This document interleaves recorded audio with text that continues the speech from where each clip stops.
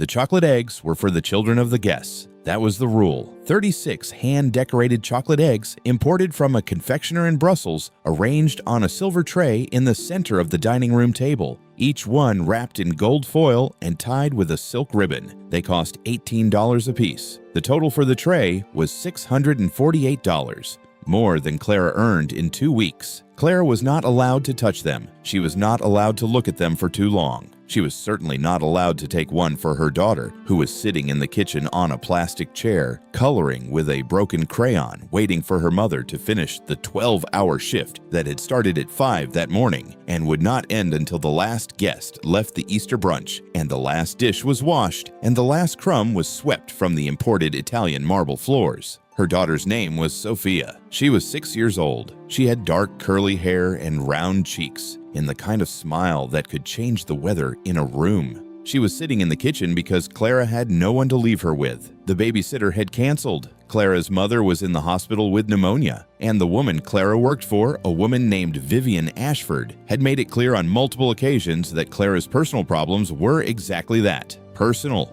Not Vivian's concern, not the household's concern, not relevant to the execution of Clara's duties, which were extensive and non-negotiable and performed 6 days a week for a salary that would have made a reasonable person weep. Clara had asked permission to bring Sophia. She had asked on her knees. Not literally, though it had felt that way. She had stood in the doorway of Vivian's bedroom at 4:45 in the morning, before the sun was up, before the caterers arrived, before the florists and the decorators and the string quartet that Vivian had hired to play during the egg hunt. And she had explained the situation with the careful, measured tone of a woman who knows that the wrong word, the wrong inflection, the wrong degree of desperation could cost her the job that feeds her child. Mrs. Ashford, I'm so sorry. My babysitter canceled and my mother is in the hospital. I have no one to watch Sophia today. Could she please stay in the kitchen during the brunch? She'll be very quiet. She won't bother anyone. I'll make sure she stays out of sight. Vivian Ashford had looked at her from the $4,000 bed with the Egyptian cotton sheets, with the expression of a woman who had been mildly inconvenienced by the weather. Fine.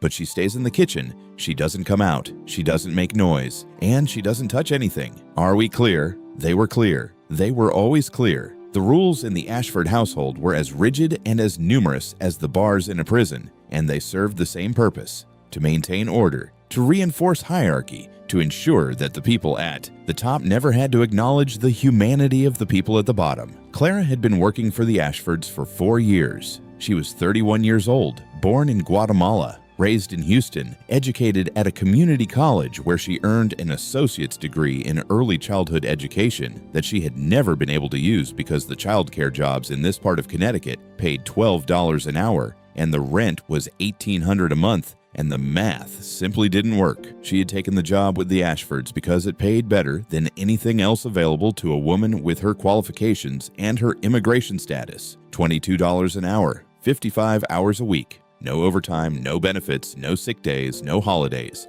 because holidays were precisely when Vivian Ashford needed her most. Thanksgiving, Christmas, New Year's, Easter. The social calendar of the wealthy is built on the invisible labor of the people who serve them, and holidays are not days off. They are performances. Elaborate, expensive, exhausting performances that require an army of unseen hands to execute. Clara was one of those hands. She cooked and cleaned and ironed and polished and arranged and served and smiled and said yes ma'am and no ma'am, and of course ma'am, with the practiced submission of a woman who has calculated the cost of dignity and found it higher than she can afford. She was good at her job. Exceptional, actually. The Ashford House was a 7-bedroom colonial on 3 acres of landscaped grounds in the town of Darien, Connecticut, and Clara kept it running with the precision of a Swiss watch. Every surface gleamed. Every meal was prepared on time and to specification. Every event was staffed and stocked and executed flawlessly. Vivian's friends, the circuit of wealthy women who rotated through each other's homes like planets in a social orbit, often commented on how well run the Ashford household was. They never commented on Clara. They didn't know her name.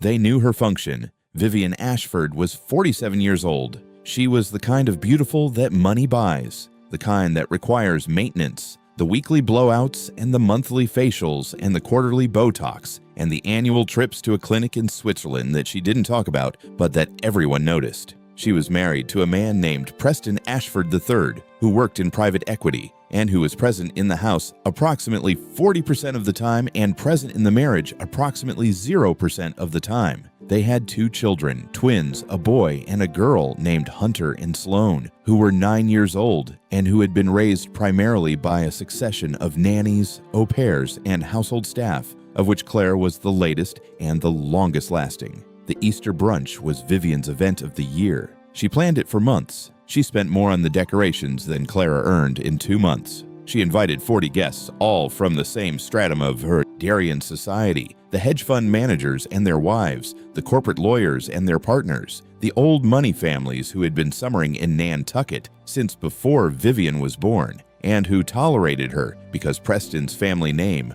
was old enough to compensate for her newer one. The brunch began at 11. The guests arrived in a stream of Escalades and Mercedes and the occasional Porsche. They air-kissed in the foyer and complimented each other's outfits and gravitated toward the bar, which was set up in the sunroom and staffed by 2 bartenders in white jackets who had been hired for the occasion. Clara worked. She moved through the house like a ghost, visible only when needed, invisible the rest of the time. She carried trays of food from the kitchen to the dining room. She refilled water glasses and wine glasses. She collected empty plates and replaced soiled napkins. She did all of this in the black dress and white apron that Vivian required her to wear for events, a uniform that was deliberately antiquated, deliberately servile, a costume designed to make Clara look like what Vivian wanted her to be, not a person, a prop. Sophia stayed in the kitchen. She sat on her plastic chair in the corner next to the industrial refrigerator, coloring in a notebook that Clara had brought from home.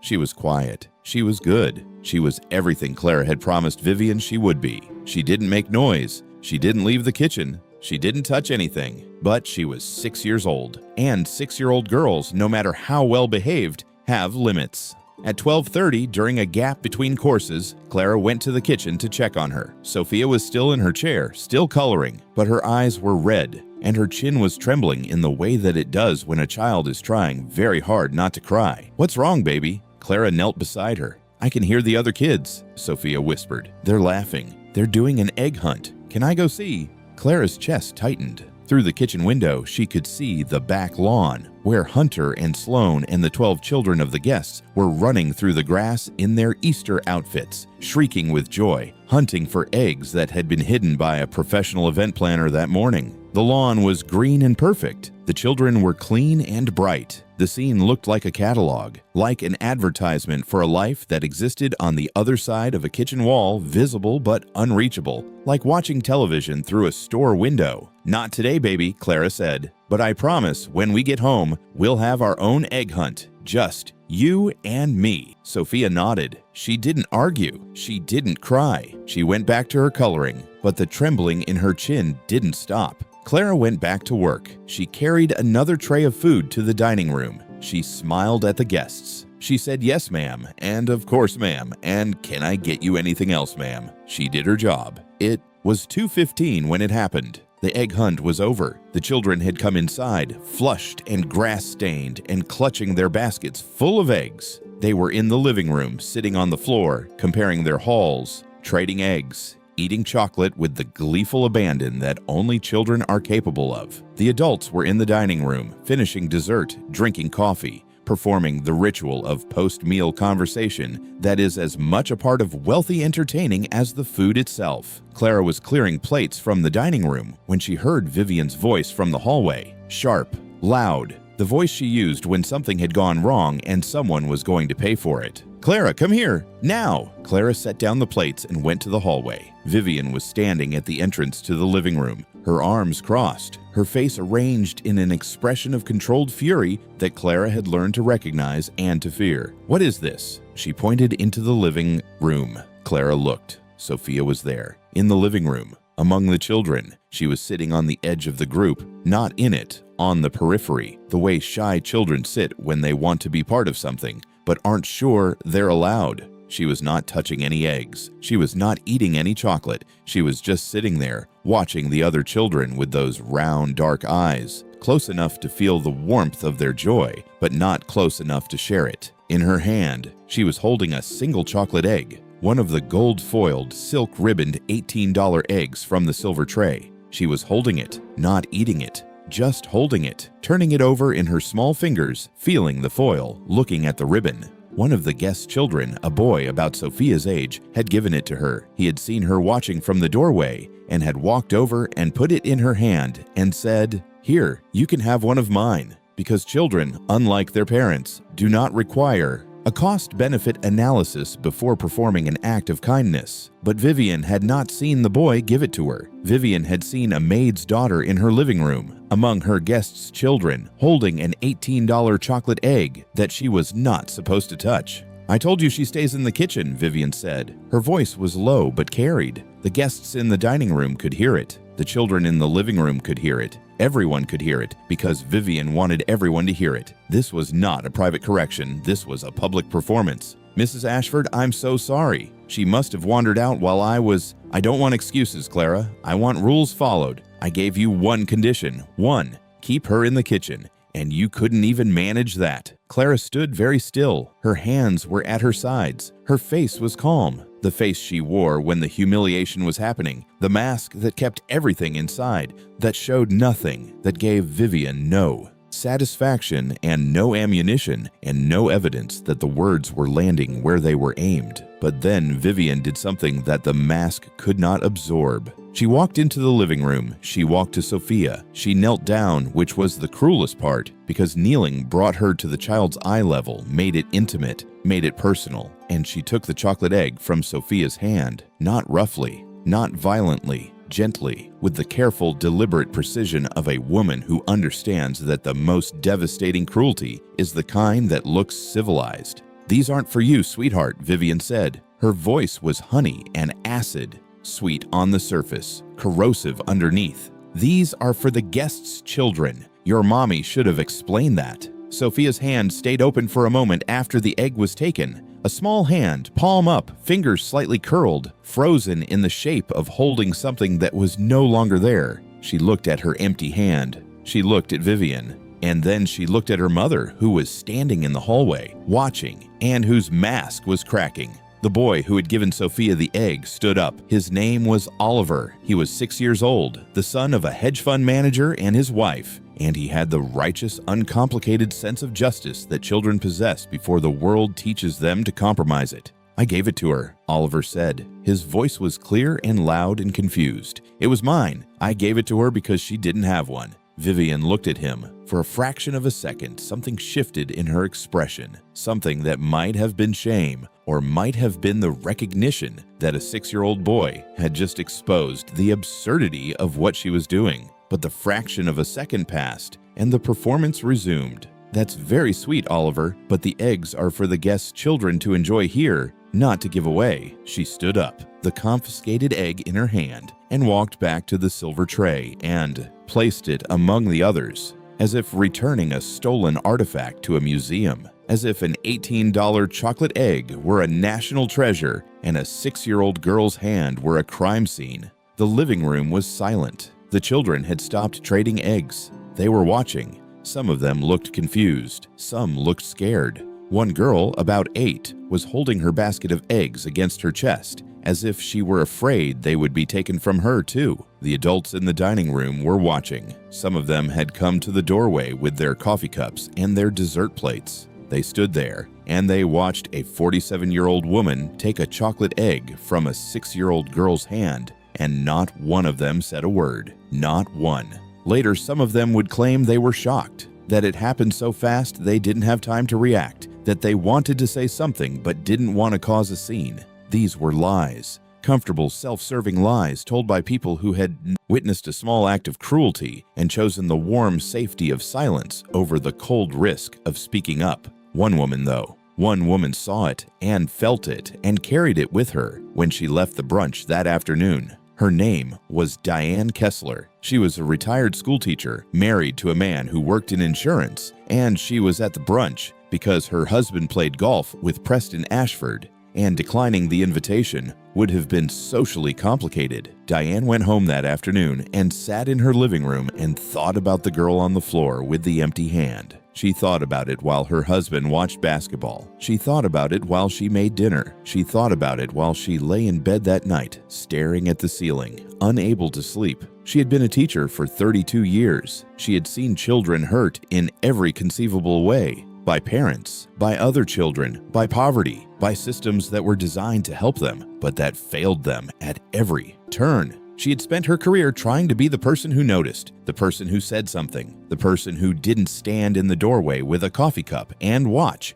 And today, she had stood in the doorway with a coffee cup and watched. She couldn't undo it. She couldn't go back. But she could do something small, something that wouldn't fix the world, but that might, in its own modest way, fix one small corner of it. She called Clara the next week. She got her number from the Ashfords' household directory, which she had memorized during the brunch because she was a woman who paid attention to details. She called and she said, "I was at the Easter brunch. I saw what happened, and I want to help." Clara, who had learned from 4 years of servitude to be suspicious of offers of help from wealthy women, said, "Nothing." "I'm a retired teacher," Diane continued. "I can tutor your daughter, free of charge. And I can watch her on days when you need childcare, also free of charge." "Why?" Clara asked. "Because I stood in a doorway and watched a woman take a chocolate egg from your child's hand, and I didn't say a word. And I have to live with that. And the only way I can live with it is to make sure it doesn't happen again."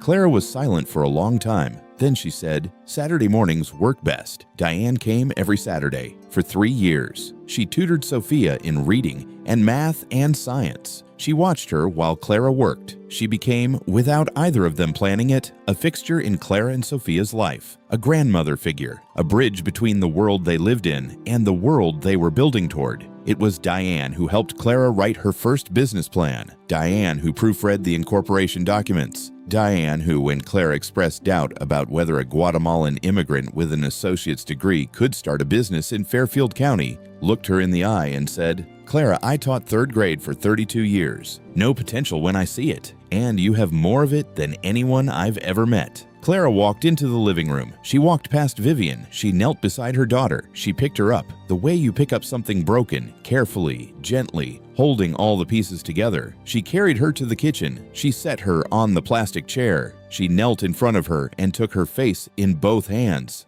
"Listen to me, Sophia. You did nothing wrong. Nothing. Do you understand? You are a good girl, the best girl in the whole world, and I promise you one day we will have chocolate eggs, all the chocolate eggs you want. But right now, I need you to be brave for me. Can you do that?" Sophia nodded. The trembling in her chin was violent now, a full-body tremor that was trying to become a cry, but that the child was holding back with every ounce of strength in her small frame. Clara kissed her forehead. She stood up. She smoothed her apron. She walked back out to the dining room and continued, clearing plates. She finished the shift. She washed every dish. She swept every floor. She restored the dining room to its pre-brunch condition. She did all of this with the mechanical precision of a woman operating on something deeper than will, something primal, the survival instinct of a mother who cannot afford to lose the job that feeds her child, even when the job is feeding her child poison. At 7:15 in the evening, when the last plate was dried and the last counter was wiped and the kitchen was spotless, and Vivian had gone upstairs without saying goodnight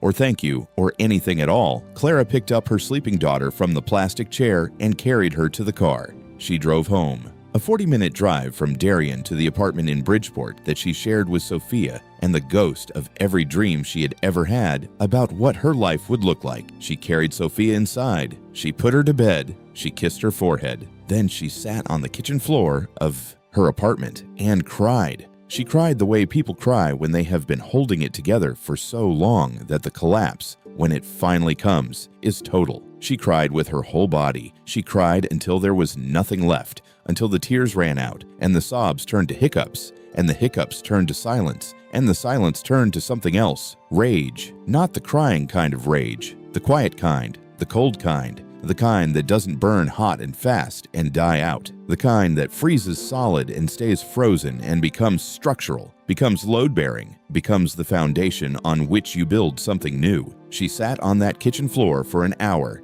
And by the time she stood up, she had made a decision. She was going to leave. Not tomorrow, not next week. She was going to leave when she was ready, when she had a plan, when the leaving would not be a retreat, but an advance, when the door she walked through would open onto something better, not just something different. She gave herself 1 year. Claire had been thinking about starting a business for a long time, not dreaming about it, thinking about it. There is a difference. Dreaming is passive. Thinking is active. Dreaming is lying in bed, imagining a different life. Thinking is lying in bed with a notebook and a calculator, working out the numbers, identifying the obstacles, mapping the path from where you are to where you want to be. She wanted to start a cleaning company, not the kind that sends underpaid workers to scrub bathrooms for $12 an hour. A different kind. A company that paid its workers fairly, that provided benefits, that treated them with dignity, that proved it was possible to build a profitable business in the cleaning industry without exploiting the people who did the actual cleaning. She had the skills. 20 years of cleaning houses, hotels, offices, and a 7-bedroom colonial had given her a comprehensive knowledge of the industry that no business school could match. She knew what clients wanted. She knew what workers needed. She knew where the gaps were and how to fill them. What she didn't have was money, or time, or the kind of support system that makes risk possible. But she had the kitchen floor rage, and that, it turned out, was enough. She started saving. She had been saving before, but now she saved with the focused intensity of a woman building an escape tunnel, one spoonful of dirt at a time. She cut every expense. She stopped buying coffee. She stopped buying new clothes. She stopped buying anything that wasn't absolutely essential to keeping Sophia alive and healthy and clothed and fed. She started working extra jobs. Weekends, she cleaned houses for a service in Bridgeport. Cash under the table. 4 houses every Saturday and 3 every Sunday. Evenings after Sophia was asleep, she took online courses in business management and accounting and marketing, free courses from community colleges and libraries, and the kind of educational nonprofits that exist because someone somewhere understood that the American dream needs a ladder and not everyone can afford to buy one. She kept working for Vivian every day, 6 days a week. She showed up at 5 in the morning and she left at 6 in the evening, and she did her job with the same precision and the same professionalism and the same mask that she had always worn. She said yes ma'am and no ma'am and of course ma'am. But something was different. Something behind the mask had shifted. The deference was the same. The obedience was the same. The outward performance was identical, but inside, in the place where the rage lived, something was growing. Something that looked like patience from the outside, but that felt, from the inside, like power. She was not enduring anymore. She was preparing. The year passed. But it was not a passive year. It was the most active, exhausting, deliberately structured year of Clara's life. She divided it into phases. The first 3 months were research.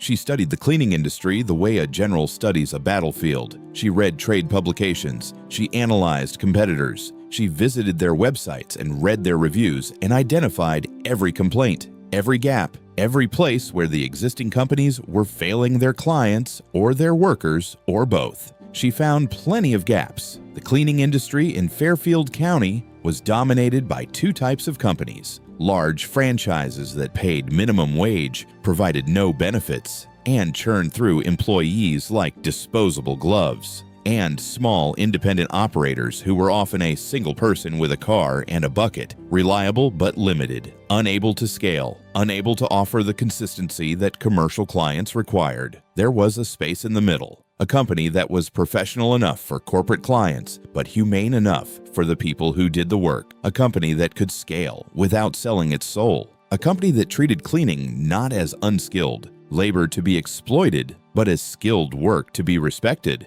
That was the space Clara intended to fill. The second 3 months were planning. She wrote a business plan, not on fancy software, in a notebook, by hand. 37 pages of handwritten analysis, projections, and strategy, written in the margins of her life between 5 a.m. shifts at the Ashfords and 10 p.m. study sessions at the kitchen table. Diane helped her refine it. They sat together on Saturday mornings while Sophia played in the next room, and Diane asked the questions that Clara hadn't thought to ask and pushed back on the assumptions that were wishful rather than realistic. The third 3 months were preparation. She got her business license. She took a course in commercial insurance. She opened a business checking account with the $200 that was the minimum required deposit. She designed a website on a free platform, spending 3 weeks on it because she wanted it to look professional, not homemade. Because she understood that the first thing a potential client sees is the website, and the website has to say, "This is a real company run by real people who take their work seriously." The final 3 months were accumulation,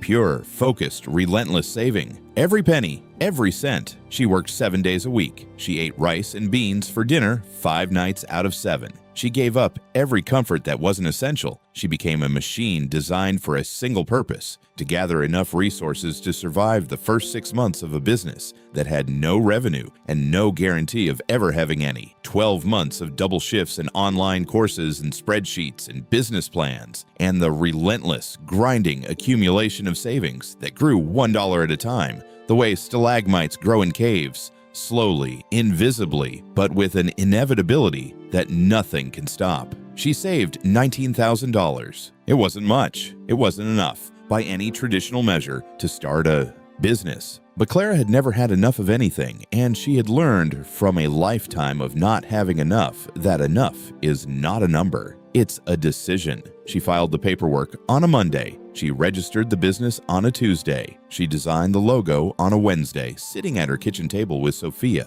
who was 7 now and who had opinions about colors and fonts, and whose opinion Clara solicited because this was their company, not just hers. The company was called Dignidad Cleaning Services. Dignidad, the Spanish word for dignity, because that was what Clara was selling. Not cleaning, dignity for the workers, for the clients, for everyone involved in the transaction of making a space clean and beautiful and livable. She resigned from the Ashfords on a Friday. She didn't do it dramatically. She didn't give a speech. She didn't slam doors or raise her voice or list the 1,000 grievances she had accumulated over 4 years of servitude. She walked into Vivian's bedroom at 4:45 in the morning, the same time she had stood there 1 year ago asking permission to bring her daughter to work, and she said the words she had practiced in the mirror for a week. "Mrs. Ashford, I'm giving my 2 weeks' notice. My last day will be the 28th. Vivian looked at her from the $4,000 bed. The expression on her face was not anger.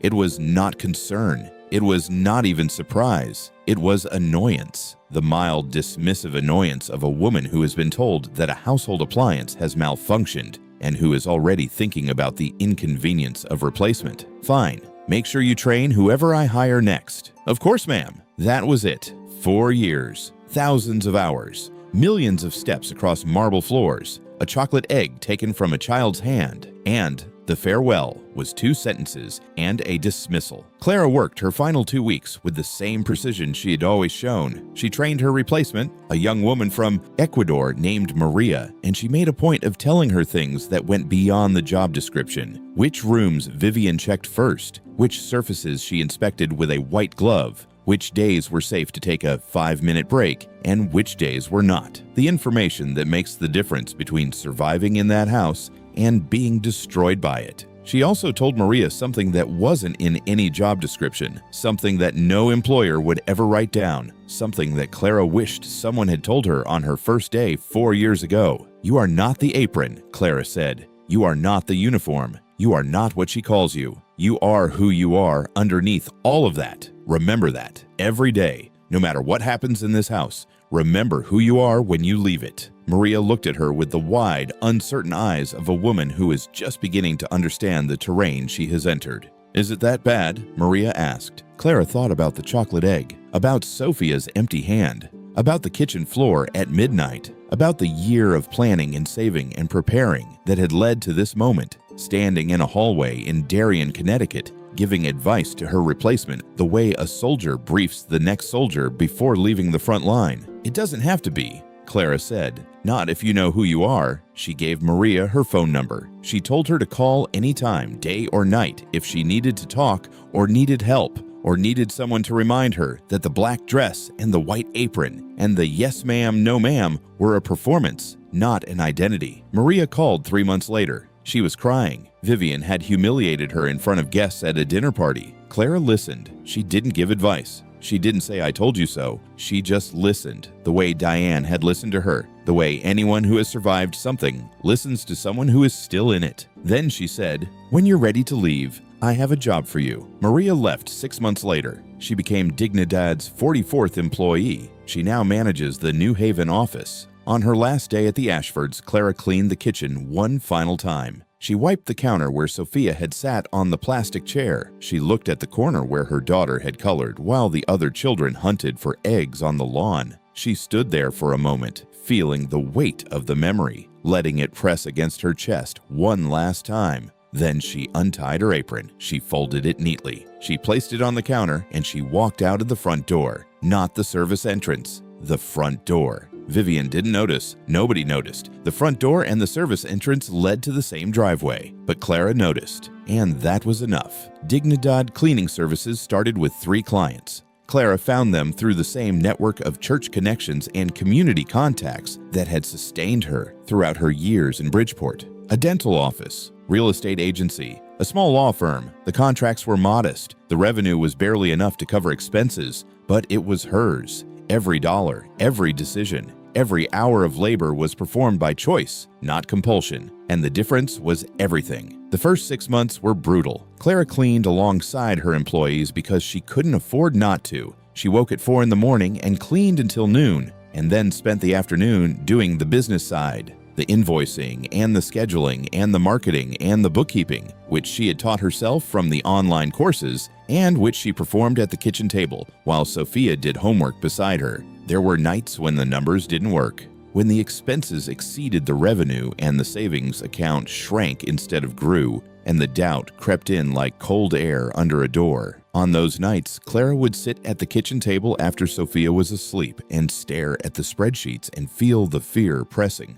against her chest, the fear that she had made a mistake, that she should have stayed at the Ashfords, that the kitchen floor rage had been a delusion, a moment of weakness disguised as strength. On those nights, she would open her phone and look at a photograph she had taken on the day of the Easter brunch. Not a photograph of the brunch, a photograph of Sophia's hand. She had taken it that night, after they got home, while Sophia was sleeping. She had gently opened her daughter's fingers and photographed the palm, the small, empty palm that had held a chocolate egg for less than a minute before it was taken away. She kept the photograph as fuel, as a reminder of why she was doing this, as proof that the fear of failure was nothing, absolutely nothing, compared to the fear of going back to that house and wearing that apron and watching her daughter sit in a kitchen while other children played. The fear of failure lost every time. Diane Kessler, the retired teacher who had witnessed the Easter brunch, became more than a tutor and a babysitter. She became Clara's first investor, not a large investment,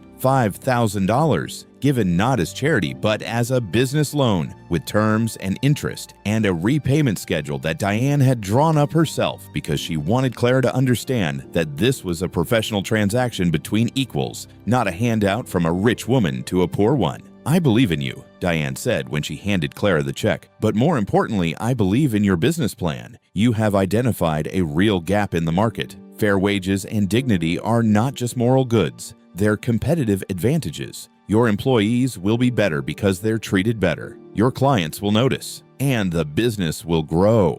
She was right. Clara hired 2 cleaners in the first month, both women. Both immigrants, both mothers. She paid them $18 an hour, which was $6 more than the industry standard in Bridgeport, and she provided them with supplies and uniforms and a simple benefits package that she had designed herself based on what she wished someone had provided for her during her years of cleaning other people's houses. She had 3 rules. She printed them on a card and gave one to every employee. Rule 1, we clean with pride. Every surface we touch reflects who we are. Rule 2, we treat every space as if it were our own home, because it is someone's home, and everyone's home deserves respect. Rule 3, no employee of Dignidad will ever be asked to wear a uniform that makes them feel less than human. The third rule was personal. It was the apron, the black dress and white apron that Vivian had required, the costume that said servant, the uniform that erased the person wearing it and replaced them with a function.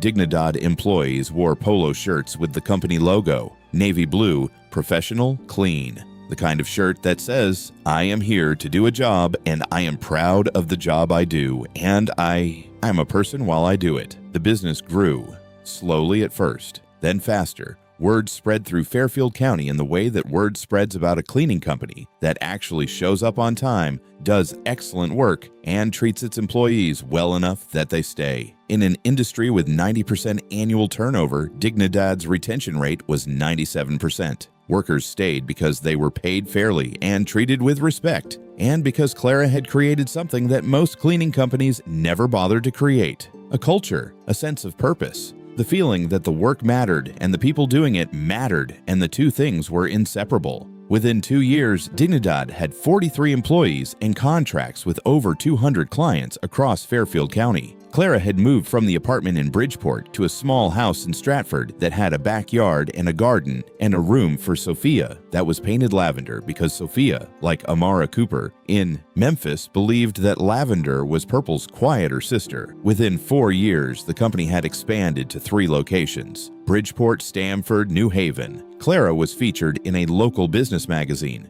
The article called her the cleaning entrepreneur who is redefining an industry. She kept the magazine on her desk, not out of vanity, but as evidence, proof that the kitchen floor in Bridgeport, the night she sat there and cried and raged and decided, had been the beginning of something real. Sophia was 10 now. She went to a good school. She had friends and activities and a bedroom full of books and a life that looked nothing like the plastic chair in the corner of a rich woman's kitchen. She was happy, not the performative happiness of children who have been taught to smile for photographs. The real kind, the deep kind, the kind that comes from knowing you are loved and safe, and that the person who takes care of you is not a servant, but a warrior. Clara never told Sophia the full story of the Easter brunch. She would, one day, when Sophia was old enough to understand that cruelty is not personal, that it comes from a place of emptiness and fear, and the pathetic need to make yourself bigger by making someone else smaller.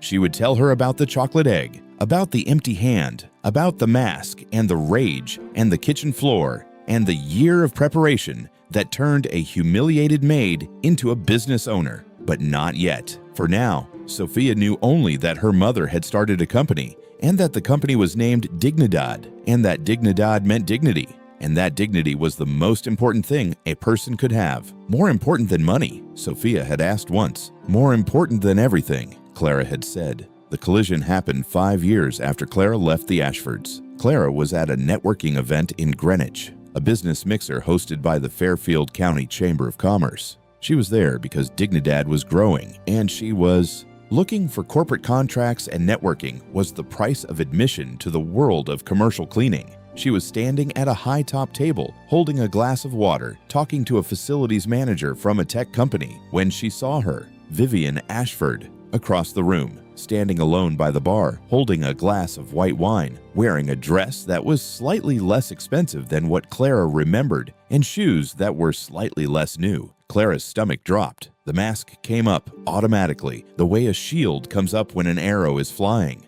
4 years of conditioning don't disappear in 5 years of freedom. The body remembers what the mind tries to forget. But then something else happened, something that surprised Clara, and that she would think about for a long time afterward. The mask came up, and then it came down, voluntarily, deliberately, because Clara realized, standing in that room, holding her glass of water, wearing her navy blue Dignidad polo shirt with her name and her title, founder and CEO, embroidered on the chest, that she didn't need the mask anymore. She was not the woman in the black dress and white apron. She was not the woman who said, "Yes, ma'am," and "Of course, ma'am." She was not the woman who knelt in the kitchen and begged for permission to bring her daughter to work. She was Clara Reyes. She had built something from nothing. She employed 43 people. She had a house and a daughter and a company named Dignity. She didn't need the mask. She didn't need the rage. She didn't need anything from Vivian Ashford. But she walked over anyway, not because she wanted confrontation, not because she wanted revenge, because she wanted to see. She wanted to look at this woman face to face,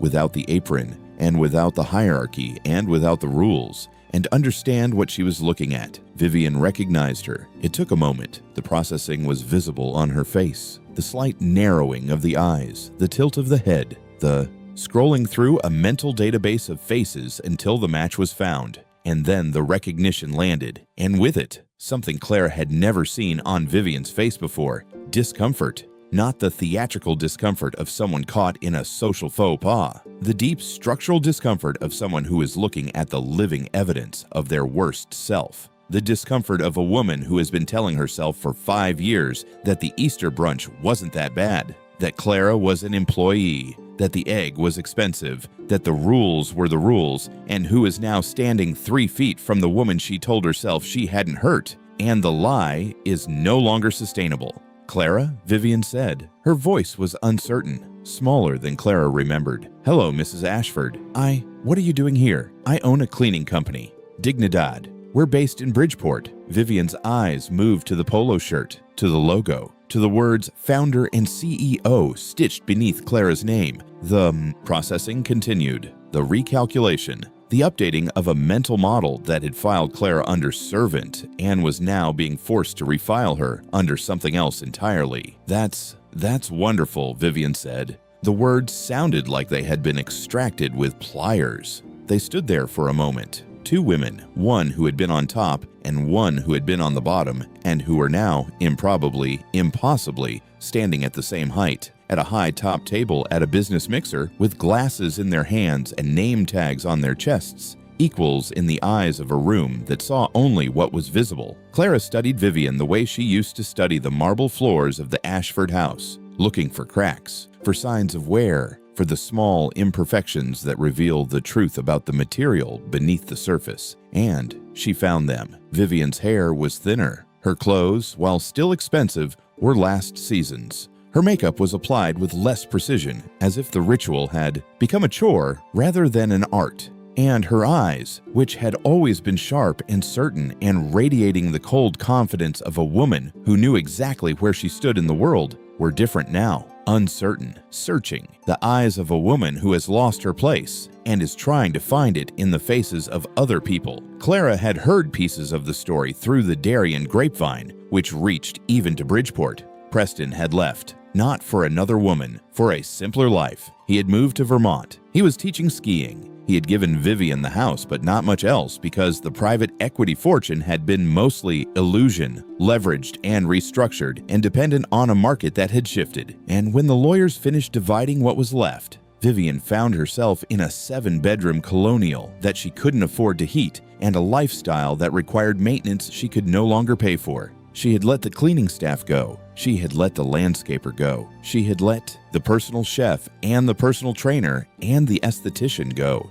She was, for the first time in her adult life, alone in a large house with no one to take care of it and no one to take care of her. Clara wondered, with a compassion that surprised her, whether Vivian had hired a new cleaning company, whether some other woman in a black dress and white apron was scrubbing the marble floors that Clara used to scrub, whether the cycle was continuing. "How are the twins?" Clara asked, not because she cared about Vivian, because she had cared about those children in the way that anyone who works in a household cares about the children, even when the parents make it impossible. "They're fine. They're in boarding school now. And Mr. Ashford," Vivian's jaw tightened. "Preston and I separated last year." Clara nodded. She didn't express surprise. She didn't express sympathy. She didn't express anything, because the mask was down and the woman behind it had learned, in 5 years of building a company and raising a daughter and sleeping on a bed that she owned in a house that she paid for, that not every moment requires a response. Some moments require only presence, only witness, only the simple act of standing in front of someone and letting them see that you survived. "I should tell you something," Vivian said. She was looking at her wine glass, not at Clara. Her voice had a quality that Clara had never heard in it before: thinness, vulnerability, the sound of a woman who has lost the scaffolding that held her up and is discovering that without it, she is not as tall as she thought. "The Easter brunch, the chocolate egg, your daughter." She paused. "I've thought about that more than you would believe." Clara waited. "I was cruel. I know that. I was cruel to you for 4 years, and the Easter brunch was the worst of it. And I've never said I was sorry." She looked up. Her eyes were red, not from crying, from the effort of not crying, from the specific, exhausting battle of a person who is accustomed to control fighting against an emotion they cannot control. "I'm sorry, Clara. I'm sorry I took that egg from your daughter's hand. I'm sorry I humiliated you in front of my guests. I'm sorry I treated you like you were less than human. You weren't. You were the best person in that house. You were better than me, better than Preston, better than anyone who walked through that door, and I was too small to see it." The room continued around them. People laughed and talked and exchanged business cards. A jazz quartet played something soft in the corner. The world went on, indifferent to the two women standing at a high-top table, having the conversation that should have happened 5 years ago on a kitchen floor in Darien, but that was happening here instead because the world's timing is terrible and its sense of location is worse. Clara looked at Vivian. She looked at her the way she had looked at the kitchen floor on the night of the Easter brunch, with clarity, with the understanding that the woman in front of her was not a villain. She was a person, a flawed, frightened, lonely person who had used power and cruelty to fill the empty spaces in a life that money couldn't fix and status couldn't warm. "I forgive you," Clara said. 2 words, spoken without hesitation, without qualification, without the expectation of anything in return. Vivian's composure broke, not dramatically, not publicly. A single tear running down the left side of her face, tracing the contour of a cheekbone that had been sculpted by a surgeon in Switzerland and maintained by an esthetician in Greenwich, and that was, in this moment, as human and as imperfect as any face in the room. "Thank you," Vivian whispered. Clara nodded. She picked up her glass of water. She took a sip, and then she said something that was not forgiveness and not revenge, but something in between, something that contained both and transcended both, something that could only come from a woman who had sat on a kitchen floor and decided to stand up. "My daughter is 10 now. Her name is Sophia. She still loves chocolate eggs. I buy her the best ones I can find every Easter, and every Easter,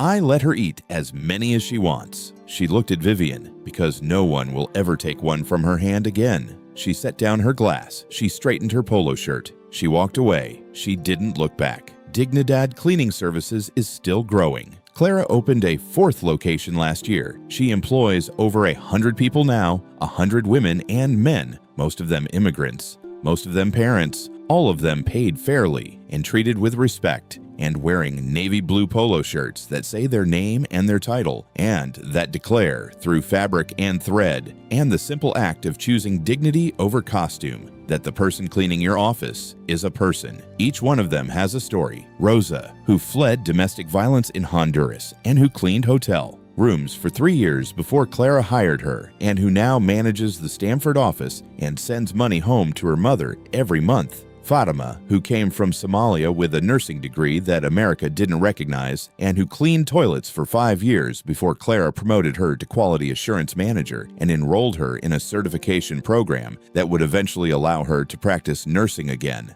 James, the first man Clara hired, a former Marine who had struggled with PTSD and homelessness after his service, and who found in the routine and the structure and the simple dignity of honest work a path back to something resembling stability. Clara knew every one of their stories. She made a point of it. She sat with every new hire on their first day and asked them 2 questions. Where did you come from? And where do you want to go? Because she believed, from experience, that a cleaning company is not a destination. It is a vehicle, a way of getting from where you are to where you want to be. And the driver's job is not just to provide the vehicle, but to know the destination. She had been invited to speak at business conferences and women's leadership events, and the kind of gatherings where people who have built things stand at podiums and tell their stories to people who are trying to build things. She always tells the same story: the chocolate egg, the plastic chair, the kitchen floor. She tells it because it's true,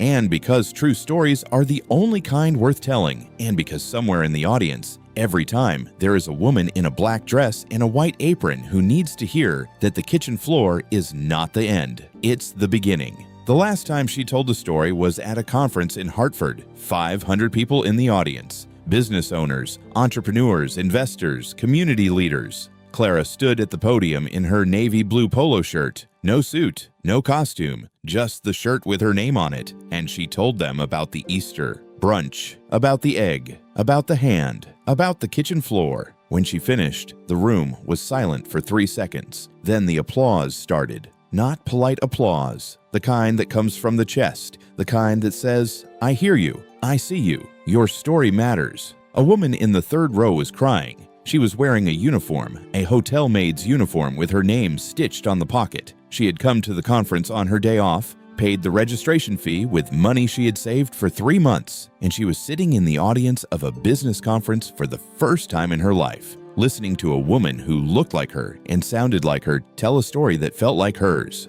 After the speech, she found Clara at the refreshment table. She was shaking, not from cold, from the intensity of what she was feeling. "I want to start a company," she said, "but I don't know how." Clara looked at her. She looked at the uniform. She looked at the name stitched on the pocket. She looked at the eyes, which were scared and determined, and exactly the same as the eyes that had stared back at her from the bathroom mirror in the Ashford house 4 years of servitude and 5 years of building and 1 chocolate egg ago. "Come to my office on Monday," Clara said. "I'll show you." Sophia is 11 now. She wants to be a lawyer, not a corporate lawyer, an immigration lawyer. She wants to help people like her mother navigate the systems that are designed to be navigated by people with money and connections and the kind of English that doesn't carry an accent. She is fierce and smart and compassionate, and she has her mother's eyes and her mother's hands and her mother's unshakable conviction that every person on earth deserves to be treated with dignity, regardless of what they do for a living or where they come from, or how much money they have in their pocket. Clara takes her to the office every Saturday. Sophia sits at a desk in the corner and does her homework and watches her mother run a company and understands, in the way that children understand the things they see more clearly than the things they're told, that dignity is not something you're given. It's something you build, $1 at a time, 1 client at a time, 1 employee at a time, 1 polo shirt at a time, and every Easter, without fail, Clara buys the most expensive chocolate eggs she can find. Not imported from Brussels, not wrapped in gold foil, just good chocolate. The kind that melts on your tongue and makes you close your eyes and smile. She gives them to Sophia, all of them. And Sophia eats them with the joyful, unguarded abandon of a child who has never had a chocolate egg taken from her hand. Because no one ever will. That's not revenge. That's not justice. That's something bigger than both. That's dignity. And it was built on a kitchen floor in an apartment in Bridgeport on the night that a mother decided that her daughter would never sit on a plastic chair again.